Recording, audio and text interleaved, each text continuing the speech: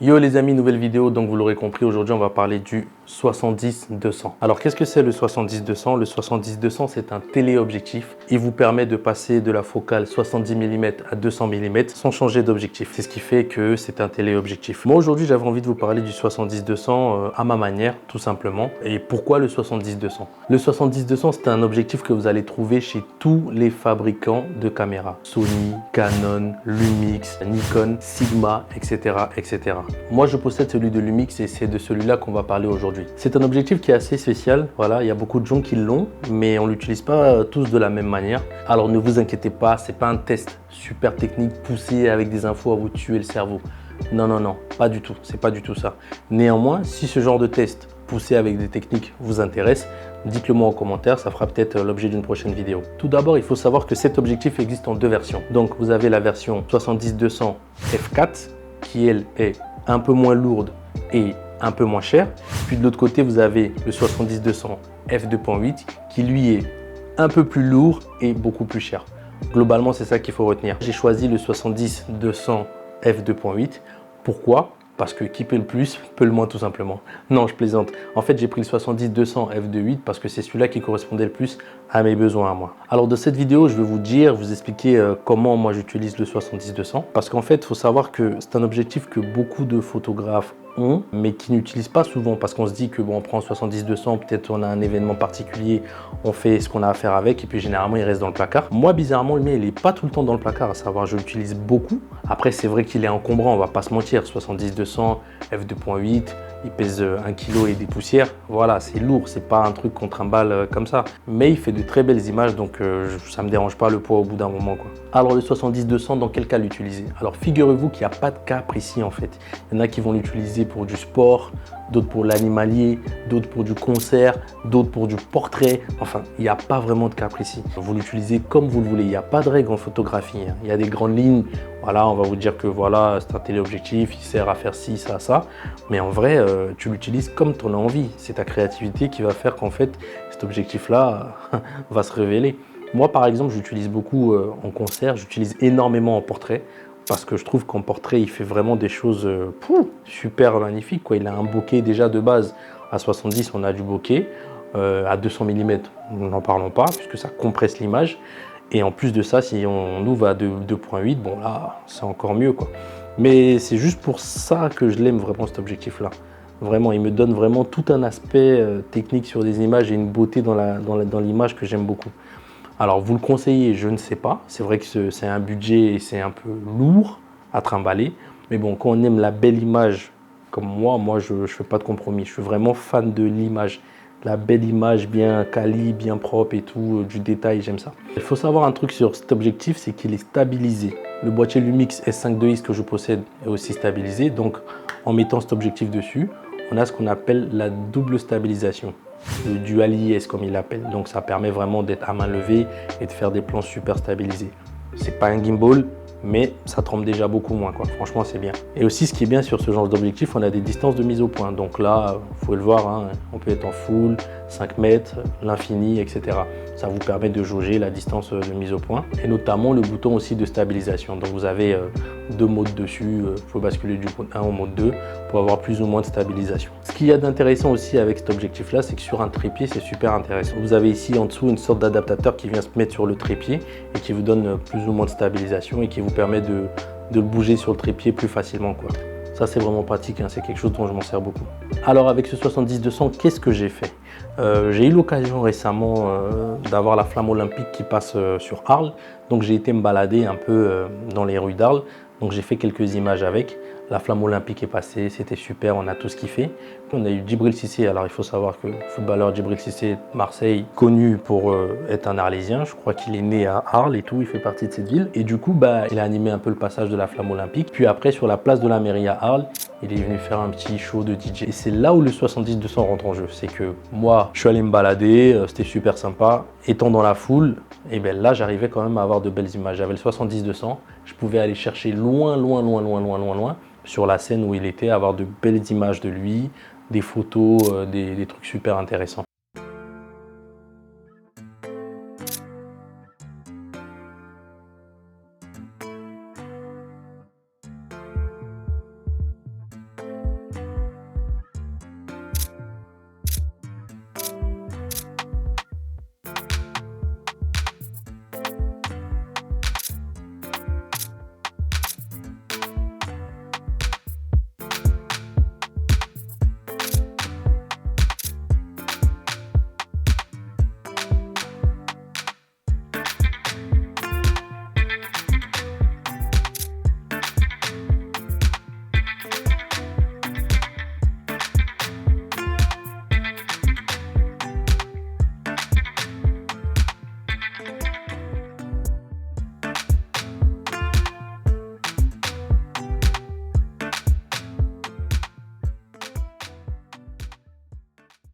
Ça, c'est bien, c'est quelque chose qui est cool en fait avec ce 70-200. Et pourquoi à chaque fois sur cette chaîne, je me bats et j'arrête pas de parler des appareils Panasonic Lumix, notamment parce que, je suis un grand fan, j'ai commencé avec, j'adore.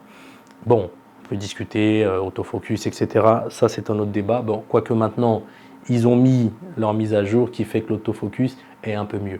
On n'est pas au niveau d'un Canon et d'un Sony, c'est vrai, mais c'est beaucoup mieux. Pour nous qui venons d'un GH4, GH5, on vient de loin, on sait ce que c'est, on est un peu plus content. Ce qui est bien avec ces appareils Lumix, c'est qu'il y a une option à l'intérieur qui s'appelle le Pixel, qui veut dire que par exemple, là j'ai un 70-200 dans les mains. En fait, qu'est-ce qu'il fait? Au lieu d'être à 70-200, il va doubler la focale. Donc au lieu d'avoir un 70-200, vous vous retrouvez avec un 140-400 mm.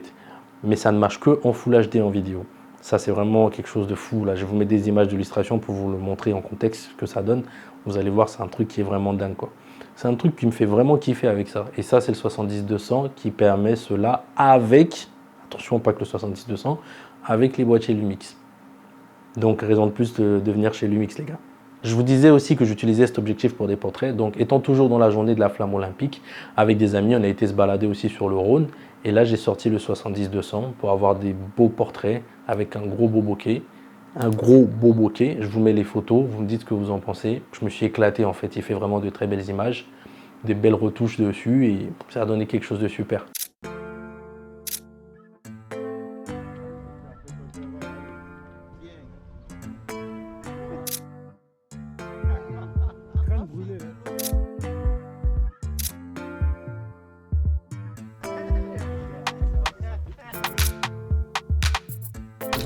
C'est le shooting ou quoi? Il y a des stars dans la place ou quoi? Ouais.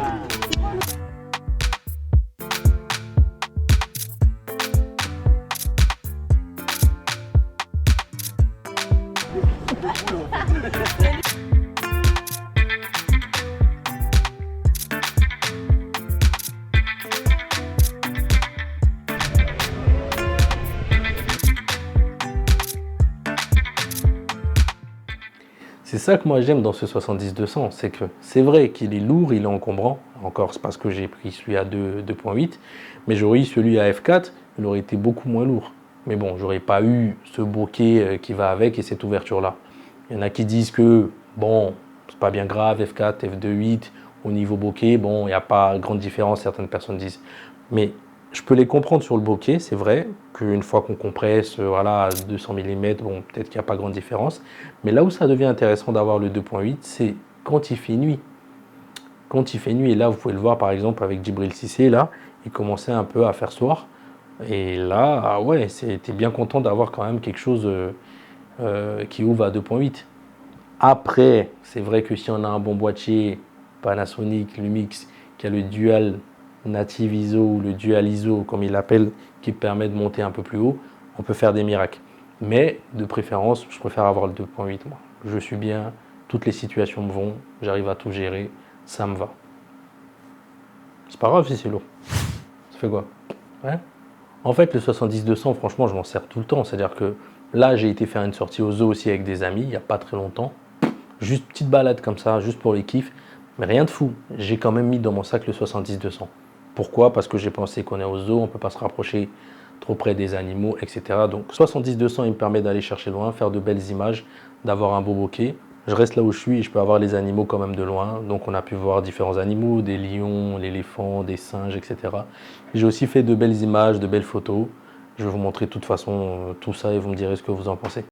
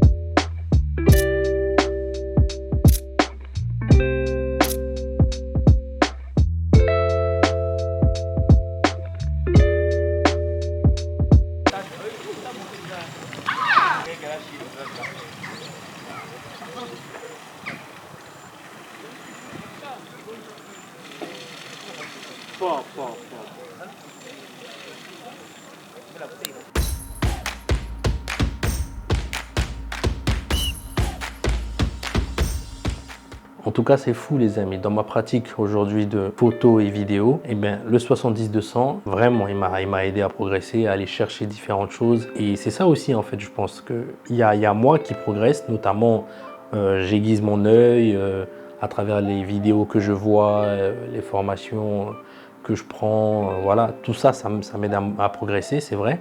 Mais il y en a qui vous diront oui, le matériel, c'est pas le matériel qui fait le photographe, etc. Je suis d'accord avec eux, c'est sûr que c'est pas le matériel qui fait le photographe, mais le matériel aide à passer certains caps quand même, on va pas se mentir.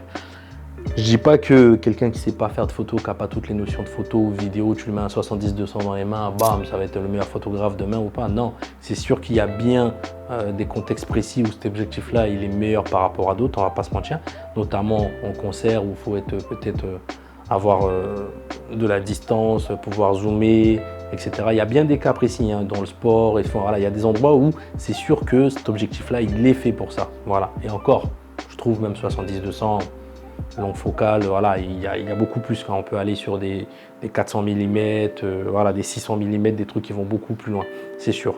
Mais moi, en tout cas, c'est un objectif que, même sans parler de concert ou de ce que vous voulez, juste pour du portrait, un truc basique que tout le monde fait.